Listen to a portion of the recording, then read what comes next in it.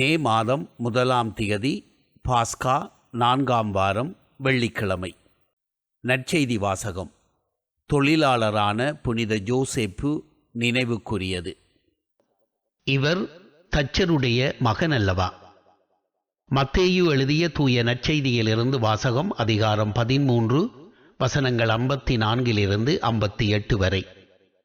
அக்காலத்தில் இயேசு தம் சொந்த ஊருக்கு வந்து அங்குள்ள தொழுகை கூடத்தில் அவர்களுக்கு கற்பித்தார்.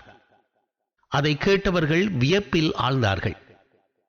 அவர்கள், எங்கிருந்து இந்த ஞானம் இவருக்கு வந்தது? எப்படி இந்த வல்ல செயல்களை செய்கிறார்? இவர் தச்சருடைய மகன் அல்லவா? இவருடைய தாய் மரியா என்பவர்தானே? யாக்கோப்பு, ஜோசேப்பு, சீமோன், யூதா ஆகியோர் இவருடைய சகோதரர்கள் அல்லவா? இவர் சகோதரிகள் எல்லாரும் நம்மோடு இருக்கின்றார்கள் அல்லவா? பின் இவருக்கு இவை எல்லாம் எங்கிருந்து வந்தன என்றார்கள். இவ்வாறு அவரை ஏற்றுக்கொள்ள அவர்கள் தயங்கினார்கள். இயேசு அவர்களிடம், தம் சொந்த ஊரிலும் வீட்டிலும் தவிர மற்றென்றும் இறைவாக்கினர் மதிப்பு பெறுவர் என்றார். அவர்களுக்கு நம்பிக்கை இல்லாததால் அவர் அங்கு பல வல்ல செயல்களை செய்யவில்லை. இது கிறிஸ்துவின் நற்செய்தி. கிறிஸ்துவே உமக்கு புகழ்.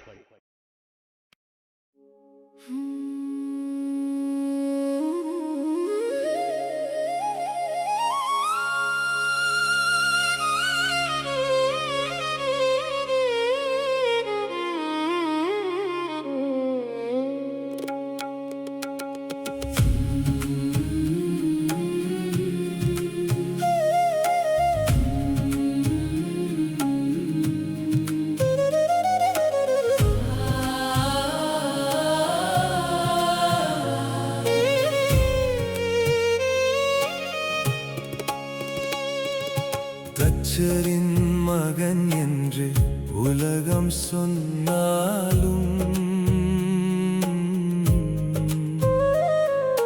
தெய்வத்தின் மகன் என்று நாங்கள் அறிவோம்.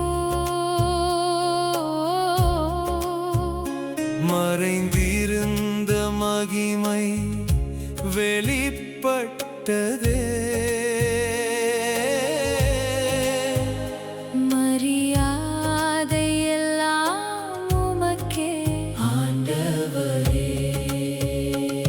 தம் சொந்த ஊரிலே வந்த போது ஆண்டவர் வியப்பில் ஆழ்ந்தார்கள் ஞானம் கேட்டவர்கள். இவர் யார்? எங்கிருந்து இவ்வளவு வல்லமை என்று சந்தேகித்தார் நம்பிக்கை.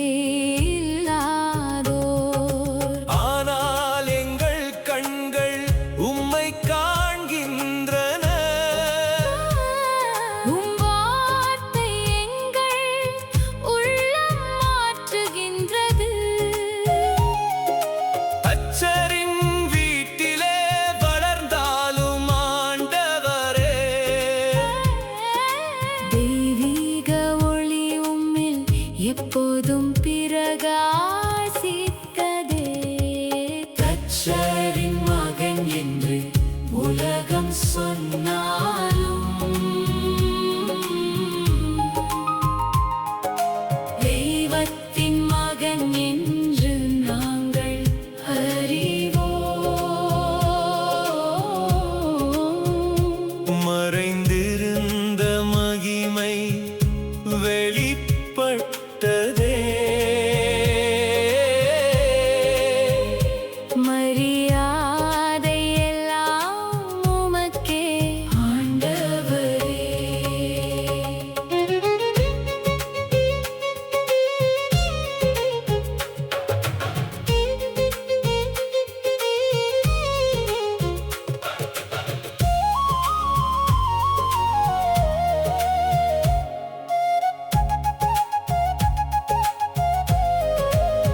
புனித யோசேப்பு உம்மை தாங்கிய தந்தை, தாழ்மையின் வழியில் நடந்தார் வாழ்நாள் முழுதும்.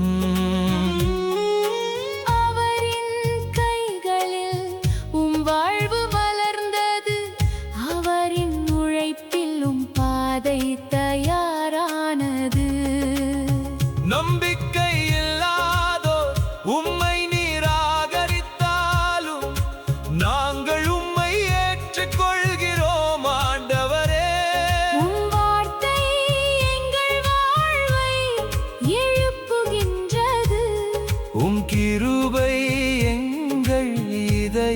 உலகத்தை மாற்றுகின்றது.